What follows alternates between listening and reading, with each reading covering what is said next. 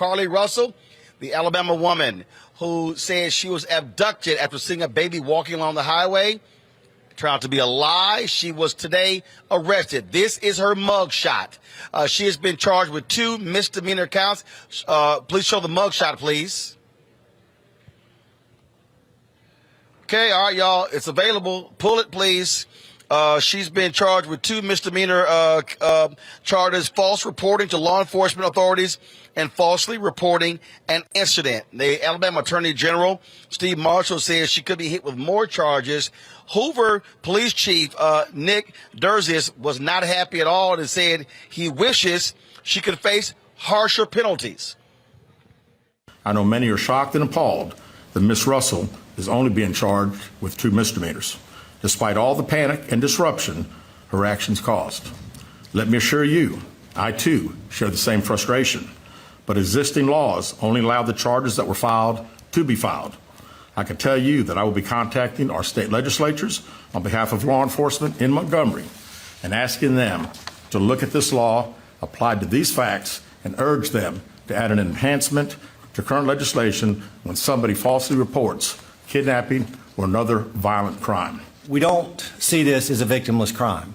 There are significant hours spent, resources expended as a result of this investigation.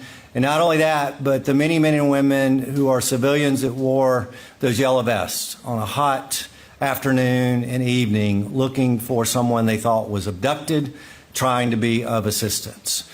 We intend to fully prosecute this case and look forward to working with the Hoover Police Department moving forward. We also would tell you that we will continue to monitor this investigation to determine whether or not there are any additional charges that need to be brought, and we'll evaluate those as the facts are presented.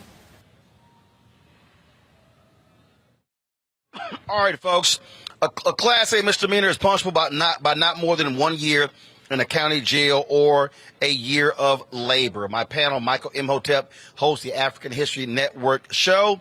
Killa Bethea, communication strategist. She's out of D.C. We have, of course, Michael. He's out of Detroit. And Matt Manning, civil rights attorney, out of Corpus Christi. All right. Glad to have all 3 of you here. Okay, so let me go ahead and start right here. 1, do I believe she should have been charged, Matt? Absolutely. Do I believe she should be facing penalties? Absolutely. But let me just cut to the chase. What we just heard are 2 assholes. And the reason I'm saying that, to say, oh, we're going to go to the state to change the law to make it harsher. First of all, she can be hit with the fine. The judge could actually say, you got to pay for the expenses. That was the case. It's up to a year in jail. What the hell is harsher? And again, I'm not defending Carlee Russell, but I am pissed off to listen to these 2 guys stand here and act like, oh my God, the world ended because it was a hoax. The laws on the books right now are just fine. Yeah, I think so completely. I think you're exactly right. That was my exact thought. And the law in Texas is precisely the same. So it's a Class A misdemeanor up to a year in jail. And before I heard that or saw that reported, I was hoping that it was not going to be a felony that she was charged with, because this statute is written for this exact scenario. And I think you're right. I think restitution could be charged, where she has to pay for the victims and other people who are involved in helping look for her. But I really have 3 thoughts about this case to keep it succinct. The first is, I hope that this does not make law enforcement disbelieve Black people anymore, because we know the data is that Black victims often are not believed, and they don't go as hard on cases where Black people are victims.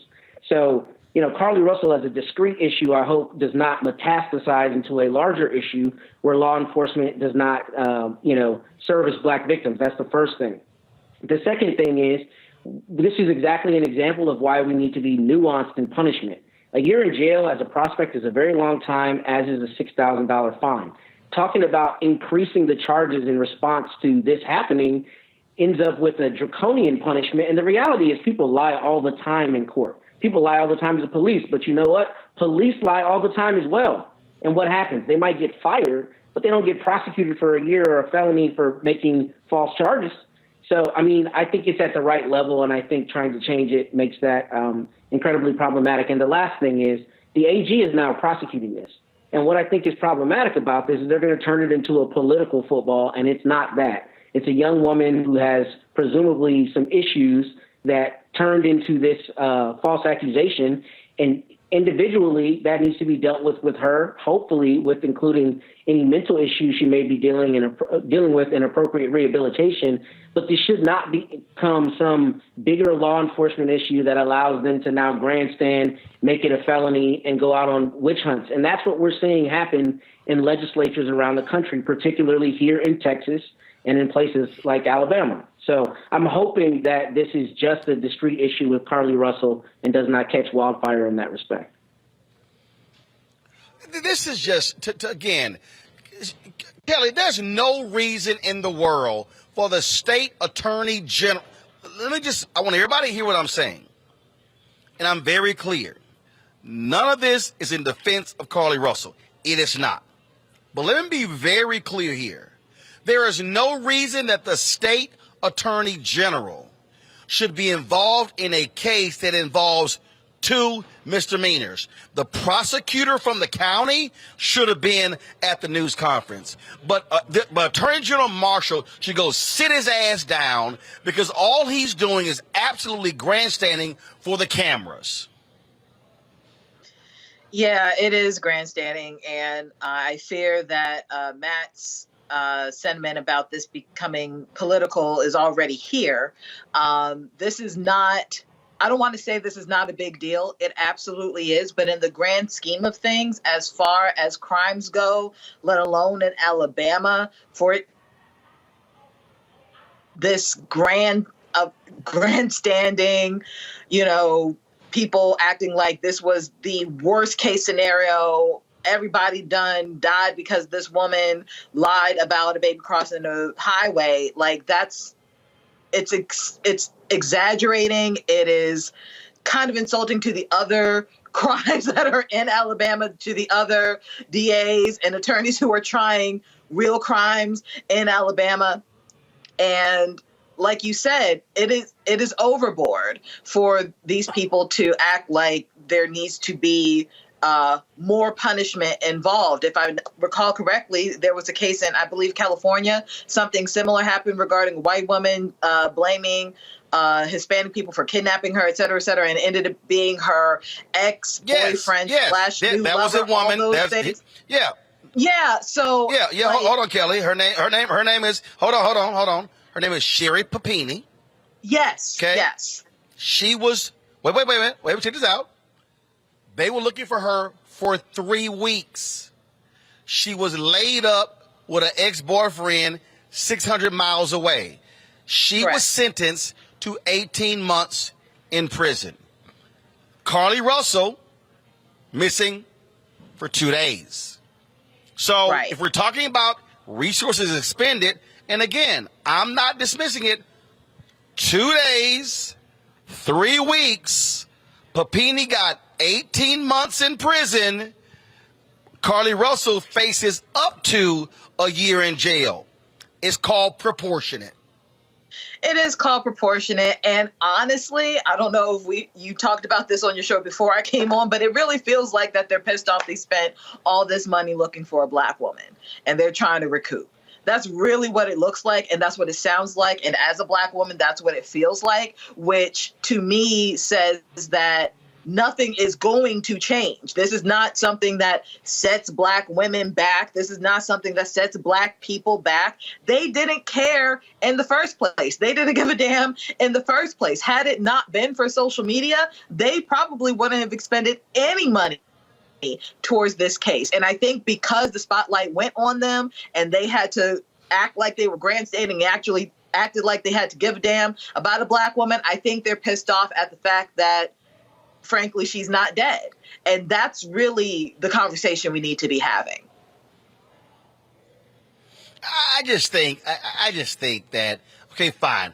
Michael, I got no problem with the police chief's comments, okay? First of all, he's giving the reports. But him to say, well, we need enhancements. What the hell are the enhancements? Like, literally, there are laws already on the books. And if you run, so, okay. And again, now if you want to say, if the chief said, you know what, I think the fine is too low.